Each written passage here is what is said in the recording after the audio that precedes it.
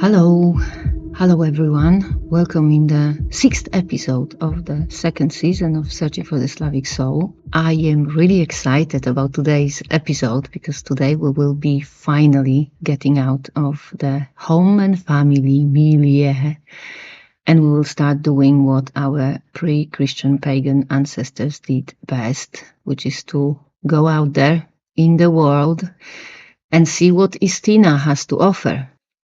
I am not going to lie to you. The ability of pagan Slavs to spread across much of Europe and into Asia while preserving the ethno-linguistic and cultural cohesion is something that I have always found absolutely mind-blowing.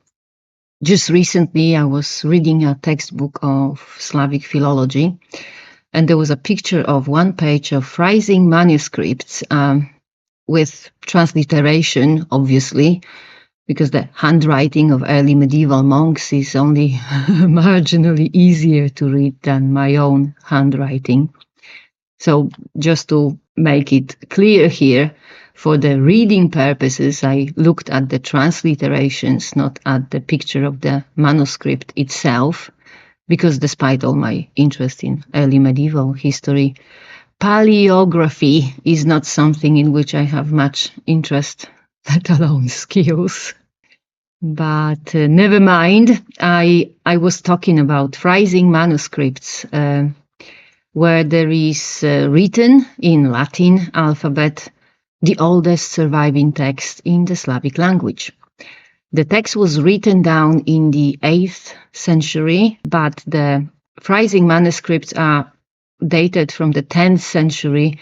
This is a copy of the original text. So the text is written in a Slavic dialect of Carinthia or Pannonia, in an alphabet that did not have enough letters to write down all the Slavic vowels and consonants. Because, just in case you are not aware, early Slavic dialects had 1 more vowel phonemes and 4 more consonant phonemes compared to Latin, which obviously was a huge problem when one wanted to write down any Slavic language in Latin alphabet.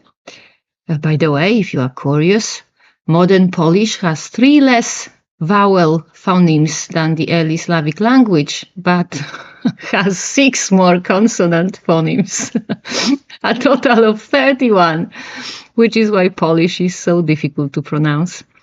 Still, Polish is not the most consonant-rich of Slavic languages. The record goes to Belarusian, which has a whopping of 39 consonant phonemes, which is absolutely crazy.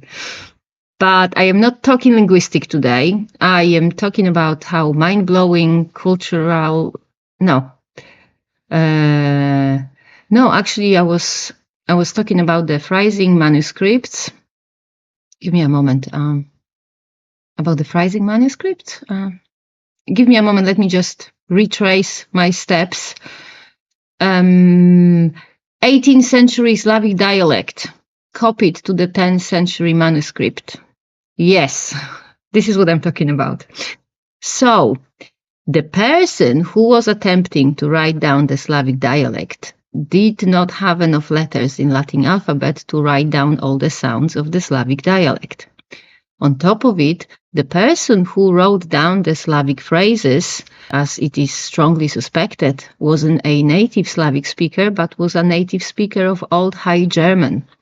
And despite all of that, in the year of 2025, nearly 1300 years after the Slavic dialect was written down, I can still understand most of it, although not all of it. What more, my daughter, despite knowing only Polish, also could understand some of it.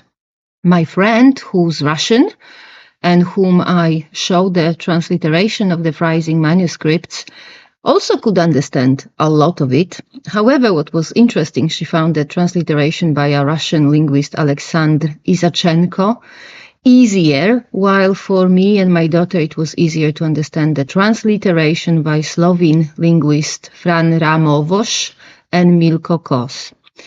But still, each one of us was able to understand some of the 8th century Slavic dialect, which just comes to show how astonishing is the cohesion and strength of the Slavic language, and how unbreakable are our bonds with our Slavic ancestors through language and through culture.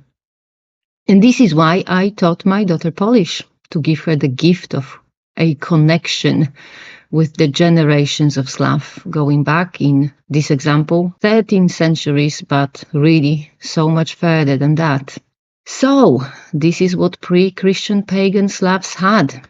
They had the culture and the language that allowed them to codify coherence and a reliable, replicable way of exploring the world, making it theirs, and building a lasting heritage for the next generations. And this is why I am besotted with Slavic paganism. I want to have what my ancestors had, the ability to thrive when facing new and unexplored, while remaining, even if only through language or spiritually, connected to the very heart and soul of the place that the first Slavs called home. And now, in a culture that has no written language, such as the pre-Christian Slavic culture, the vehicle of the cultural memory, the very thing that codifies and replicates the cultural coherence, are the stories the culture tells. And this is not a statement I just made up and pull out of the ceiling. That is a well-recognized fact of cultural anthropology.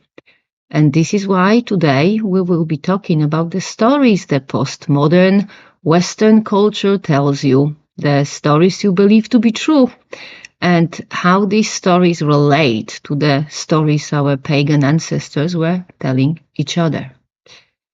I must start with the caveat that the original postmodern theory, as articulated in, say, the postmodern condition by Lyotard, it rejects all narratives, all stories, and it claims that it's all made up and none of it is true.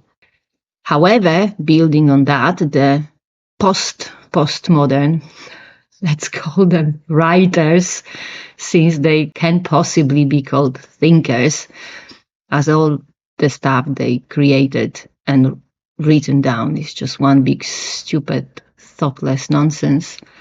But these not thinking creators of postmodern doctrine, they did create a lot of stories, such as the story of bad colonialism and how evil it is for one culture to impose on another culture, and how it is a duty of any good leftist to rescue the poor, oppressed minorities that are being exploited by the West.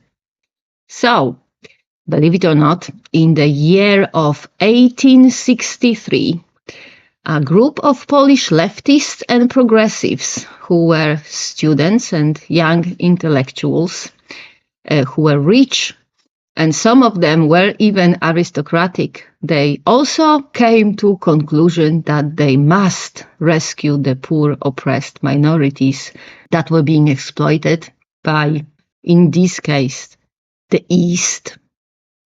For them, the oppressed minorities were Ukrainian Serbs, and the rescue they wanted to provide to them was freedom, equality of rights, and free land that the Serbs were supposed to get from the Russian Empire. The difference between the Polish progressive left in the 19th century and the modern progressive left was that the Polish progressives wanted the Ukrainian Serbs to ally with Polish insurrection against the Russian Empire, while the modern Western progressives just want to feel good about themselves because they are brainwashed and have nothing else in life to feel good about. But other than that, it's the same story. The Western progressives are coming to rescue the poor Serbs oppressed by the empire. And do you know what the Ukrainian Serbs did with the Polish progressives? They killed them. To be precise, they lynched them.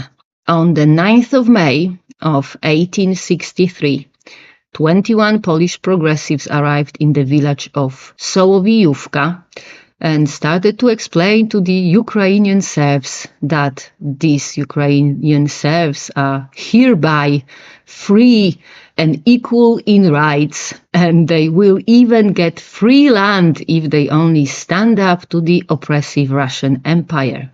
The Polish progressive even showed the Ukrainian serfs a golden wreath, which was called Złota Hramota. And in this wreath, there was written in golden letters that everything that as you would call them now, white saviors, that everything these white saviors were saying was true. And really calling the 19th century Polish leftists the white saviors is not entirely inaccurate, because the skin of the Ukrainian serfs was like the skin of any farmers, likely weathered by sun and wind, while the skin of the progressive Polish urbanites was likely as white as skin of any highly educated member of the white elites back then and nowadays. And now, of course, neither the Polish progressive leftist nor the Ukrainian serfs were officially pagan, but the Ukrainian serfs, like any Slavic serfs, were only superficially Christianized and preserved a lot of pagan traditions, including the pagan approach to a bunch of foreigners with golden wreaths and promises pulled out of a hat. So, my lovelies, stop trying to save the world. Firstly, the world does not need to be saved. The Ukrainian serfs, as all of the people who you called oppressed, might not live the life you want them to live, but it is their life, and they do not need some overeducated morons to tell them what to do with it. What more, they know something that you, in the depth of your delusion, refuse to see. No one, nowhere, and for no reason wants to help anyone out of the goodness of their heart and with no selfish motives. For the Polish leftists in the 19th century, the motives were to agitate against Russian Empire. For you, the modern leftist of the West, the motive is virtue signaling, so you can score points in the internal fight of the elites, which is beautifully explained by Musa al-Gharbi, a leftist and a progressive who wrote a book titled We Have Never Been Woke, in which he explained, step by step, how elites use all the woke bullshit slogans to ensure own advancement within the elites. By the way, the Ukrainian Serbs did see through the lies of Polish leftists, but they failed to see through the lies of the Russian leftists when the Bolsheviks offered them the same deal that the Polish leftists wanted to persuade them to take. And you know what was the result of this bad judgment of Ukrainian Serbs?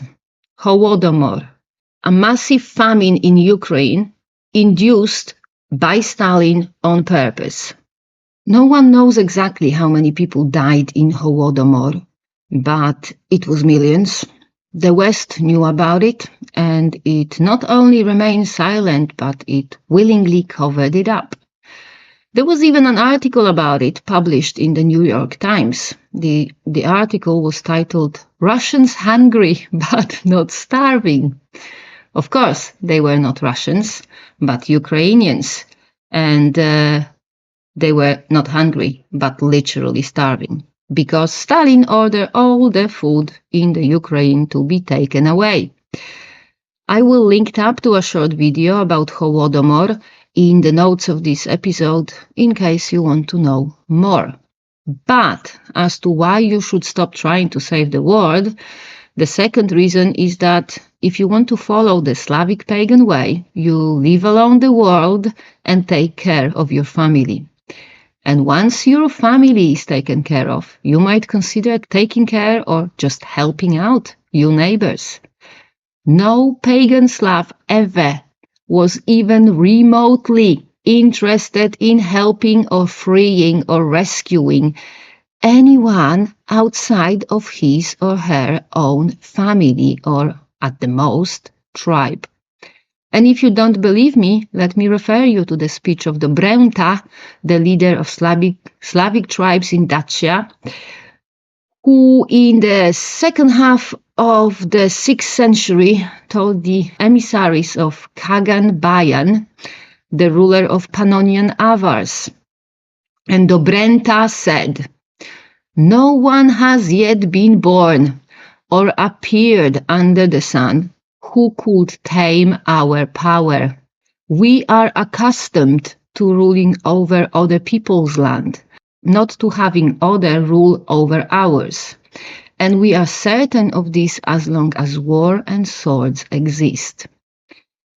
After hearing that, the Kagan's emissaries expressed, apparently in no uncertain terms, doubts in the might of Slavic warriors, so Slavic warriors just slaughtered them.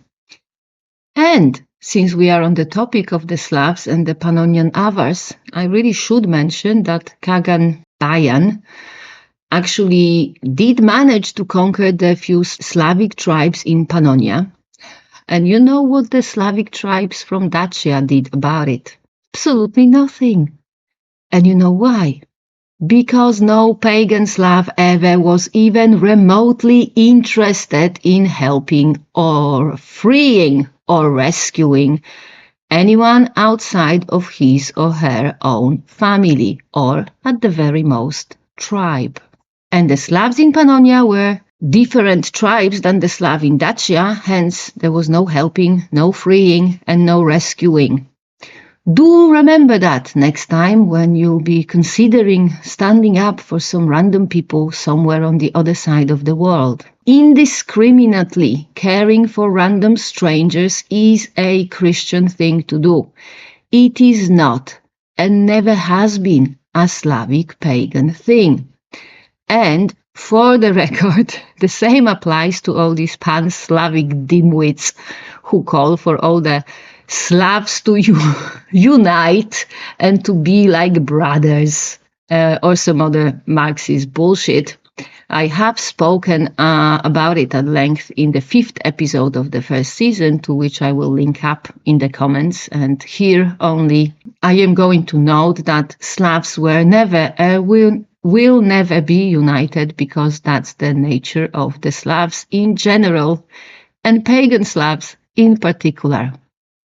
So, another story you sunshines are telling yourself, particularly if you are in the North America, is that you are some sort of illegitimate inhabitants of the land on which you live. And for this reason, you owe some apologies or acknowledgement or even reparation to the people who, as you claim, you invaded.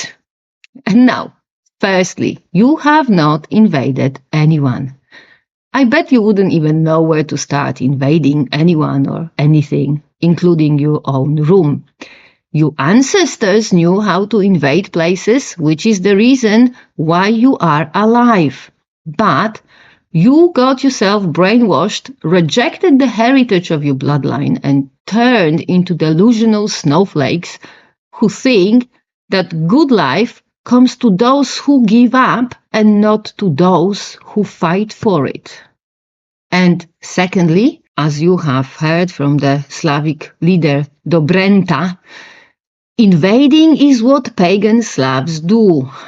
How do you think early medieval Slavs managed to get from the cradle of the Slavs, somewhere between Vistula and Dnieper rivers, to the Elbe and Saale rivers on the west, to Baltic Sea and the Gulf of Finland to the north, to Ural Mountains on the east and Balkan Peninsula and the Black Sea on the south? How do you think such expansion happens? Peacefully? If you think such expansion could be peaceful, there is something seriously wrong with you, and you really need to address your delusion. Pagan Slavs were warriors as much as they were farmers. They were invaders as much as they were protectors of their family and their land. The only apologies Slavic pagans gave were apologies to their own people for failing them. They never paid any reparations to anyone. If they paid money, it was a tribute to the warriors who conquered them. If they conquered some other people, they were taking the wealth of the people they conquered. Because pagan Slavs knew something that was obvious to the whole world only like 5 minutes ago. They knew that if something is worth having, you need to protect it, otherwise someone else comes and will take it from you. And if you cannot protect what you have, you do not deserve to have it. I spoke about it at length in the 21st episode of the first season of Searching for the Slavic Soul, so go and listen if you want to know more.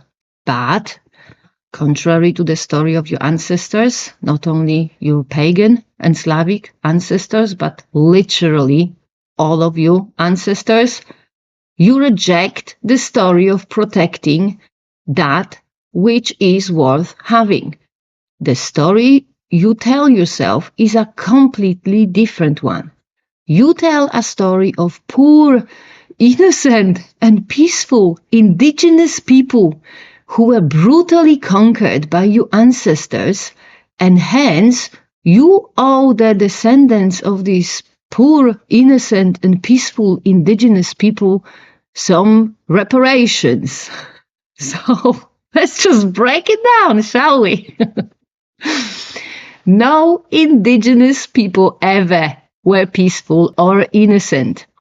Before the mid-20th century, not a single group of peaceful and innocent people ever made it past the second generation. Because humans are not peaceful and innocent species.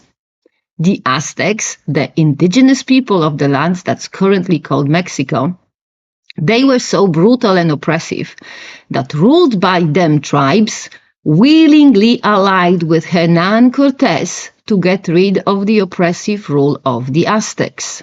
In the 17th century, in the Great Lakes region, due to intertribal competition for control of trade routes and hunting territories, several tribes were either nearly or completely wiped off the face of the planet by the innocent and peaceful indigenous people. What's worth mentioning, these innocent and peaceful indigenous people, they allied with the French, English, and Dutch to help them decimate other tribes of innocent and peaceful indigenous people. So, humans are not peaceful and innocent species. Actually, nothing in nature is peaceful and innocent. If you don't believe me, compare the lifespan and mortality of animals in the wild and animals in captivity.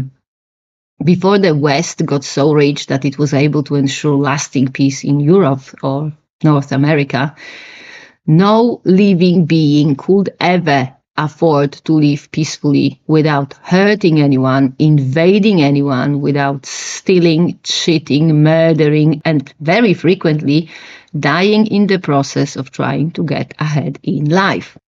And the process of trying to get ahead in life is what every living being does. This is the most basic, most fundamental meaning of life, to get ahead in life. This is why our pagan Slavic ancestors gave up the fight against Christianity, because they fought and they fought and they fought and they fought for centuries. And then they realized that the fight can't be won, so they gave up the fight. They watched churches being put where their holy groves and their temples used to be. They allowed themselves to be baptized to keep on living, to keep on trying to get ahead. And it took some time, a few generations and centuries, but they did make it. In us, the modern Rodnovers, we are now fighting back We are finding every bit of our pagan heritage preserved for us by our ancestors, and we are getting it back. We're getting back what was taken from our ancestors with the sole purpose of giving it to our descendants, so they can also get ahead in life. And then there is you giving away resources that could sustain you and your descendants, because you believed in a stupid story of, how do they call it? Historical injustice. It's not injustice, it's life, sunshine. You lose some, you win some, and you consider yourself blessed if at the end of it you are still standing and your children are standing next to you. This is the Slavic way. And then you have the historical facts. The historical fact that, with exception of Russians, Slavs did not colonize America. There were some Polish and Slovak craftsmen that arrived in Jamestown with the second supply mission in 1608. And as you know, by 1610, they were all dead. The main waves of Slavic migration to America took place at the end of the 19th century, and pretty much all Slavs stayed in cities and industrial areas. And you guessed it, they were trying to get ahead in life. As to Russians, yes, they did colonize Alaska, starting in 1741, with the second Kamchatka expedition led by a Dane, Vitus Bering, and a Russian, Alexei Chirkov. And you know what Russians did to the indigenous people of Alaska? They did to them the same they did to the indigenous people of Russia. They made them serfs. It is not fair, sure, but was it fair to the people of Russia, Ukraine, or Poland to be serfs? No, it wasn't, but who cares? Life is not fair. And yet, somehow, you do not want to pay reparation to the descendants of Russian, Ukrainian, and Polish serfs who had everything taken away from them, just so the Russian Tsar can pay for a Dane and a bunch of Russians to go and explore Alaska. Should the Russian Tsar pay them reparation? Well, maybe the Tsar should, but he is dead, and so is his whole family. The Bolsheviks killed them, following the order given by Vladimir Ilyich Ulyanov, also known as Lenin. And then the Bolsheviks took all the Tsar wealth, which was estimated in modern terms at around $55 billion. And this wealth included the wealth taken away from generations of indigenous people of Russia, Ukraine, Poland, and Alaska. And you know what Bolsheviks did with this wealth? Did they pay reparations? Did they distribute it among the most needing? Of course they didn't. They used it to pay off their debts and to support international communist activities. They sold a lot of it abroad, often at undervalued prices, because they needed money so badly. A lot of it was lost to theft, smuggling, or incomplete inventories. And then Nazis stole some of it.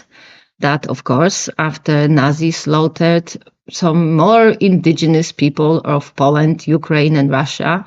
And they slaughtered these indigenous people because they stood in the Nazi way to the treasure. But according to the story you tell yourself, it's all okay because the indigenous people of Poland, Ukraine, and Russia are white. And in your woke bubbles of delusion, you do not get points for caring about white people, right? And then, after clearly dividing indigenous people into more or less worthy, basing exclusively on the skin color of the indigenous people, you stupid morons claim that you are not racist. So, those are the stories you tell yourself. That you are virtuous because you give away the future of your family. That you are a good person because you, like any good old racist, consider people less worthy just because of their skin color. That you are brave because you reject the most basic, most fundamental meaning of life, which, to make yourself feel better, you call historical injustice. And then you go on and call yourself a follower of Slavic native faith. I mean, how moronic is that? And now, the stories you tell yourself matter, especially if you want to follow Slavic native faith, because the whole Slavic native faith is based on stories that were passed through generations from the last openly pagan Slavs to us, either by blood or spiritually, the descendants of the last openly pagan Slavs. Some of the stories were written down by medieval chronicles, for example, and they were typically terribly distorted. But some of the stories were not written down until 19th or even 20th century. They were just told by parents, neighbors, older siblings, or by wandering beggars, called in the Slavic tradition dziady. These stories were also enacted not on a scene in a theater, but in life, in the way of living. And if you read the first translation published on Vitya's Substack, you will learn that being able to provide for yourself, not being a burden to your family, was in fact a duty of a family member. It was a duty understood and fulfilled by all family members, including the parents and their children. This is why sons who, for reason of, say, disability, could not contribute to providing for their family, they were sent off to become dziady, the wandering beggars. And no one disputed it. No one thought it was unfair. On the other hand, in, say, Byliny, which are Russian epic poems, and Byliny, they originate from the times of Kievan Rus, but they were only written down in, I think, the 17th or 18th century. So in Byliny, Wołch Wsiesławiewicz, a relative of Kniaz Vladimir the Great, when this Wołch Wsiesławiewicz met Mikuła Sielanowicz, he was traveling to the towns that he owned. And he was traveling to these towns to collect from these towns yearly tribute. Such a mean capitalist he was, this Wołch Wsiesławiewicz, wasn't he? He oppressed people. Would you believe that? Another hero of Byliny was Ilya Muromiec, and one day he asked 12 other bogatyri, which is how the heroes are called in Byliny. So Ilya Muromiec asked these 12 heroes of Russia to help him to save Kiev from invasion of Tsar Kalin and his golden horde of Mongols. And you know what the 12 heroes did? They refused. And you know why they refused? Samson, the godfather of Ilya, said that they refused because Kniaz Vladimir, the ruler of Kiev, and that's citation, he has many princes and nobles, and he gives them food and drink, and he rewards them. Nothing have we from Prince Vladimir. End of quote. If you're from the West and have the Western Christianized and individualized point of view, you might think that the 12 bogatyri, they wanted to get paid, but you would be wrong, because as we know from other sources, for example from excerpts of Ibrahim ibn Yaqub's memoirs and commentaries that are included in al-Bakri's Book of Highways and of Kingdoms, we know that Mieszko I, the last initially pagan, then baptized ruler of Poland, that he treated the member of his drużyna, so his retinue, he treated them like a father would treat his sons. So Mieszko I provided the members of his drużyna with clothing, food, drinks, horses, and also paid the wedding gifts for their children. And in exchange, the members of drużyna contributed to providing safety for their family and the family of Mieszko I. So basically, drużyna operated like a family with Mieszko I as the father figure, the head of the family. In Byliny, it is also clear that Vladimir the Great treated his retinue, his princes and nobles, as his sons. He provided for them and rewarded them. But he did not do that for the 12 heroes whom Ilya Muromiec asked for help, so the 12 heroes had no reason to risk his life for Kiev and for the cause of Vladimir the Great. And I am going to stop here because, as usually, I am already talking too much. We will pick up where we left in the next episode, which will be out on the 1st of December. And then we will definitely get to the Slavic gods and how you should relate to them as a Slavic pagan. Your homework for this month will be to identify any stories in your life that are not related to making your family healthier and stronger. Anything you tell yourself about saving the world or achieving social justice or correcting historical injustice or any other shit, just reject it fully and entirely. It is all BS and has nothing to do with the Slavic pagan way of life. Focus on your family. Focus on the roots and the future branches. Are you strong enough to support future generation? If not, build yourself up so you have resources. Spiritual resources like the strength of character, mental resources like sound judgment, physical resources like health and resilience, and material resources as well, so you can support your family in the times of need. Disregard any distraction, ignore other causes, other people, all the allegedly just callings, and also disregard your own so-called well-being. If remaining well means abandoning your family, reject remaining well and instead give your family every last bit of strength you have. And you know what will happen when you do that? You will find more strength. It will be the strength of your blood, the strength of your ancestors. It will be the strength of your Slavic soul waking up and fighting for what's really important. And for now, thank you for listening, and until next time, Sława.